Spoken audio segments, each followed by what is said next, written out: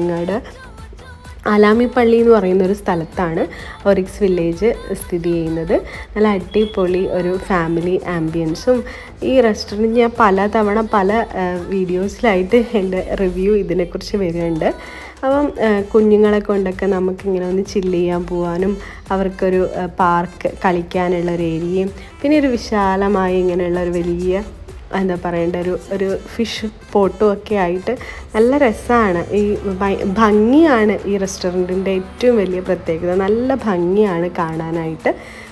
പിന്നെ ഇതൊരു 4 കെട്ട് മോഡലിലാണ് ഈ റെസ്റ്റോറൻറ്റ് വരുന്നത്. എ സിയും ഉണ്ട്, നോൺ എ സിയും ഉണ്ട്.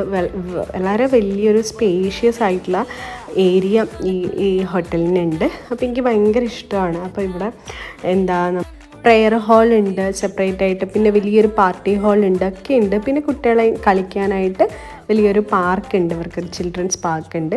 അപ്പോൾ നല്ല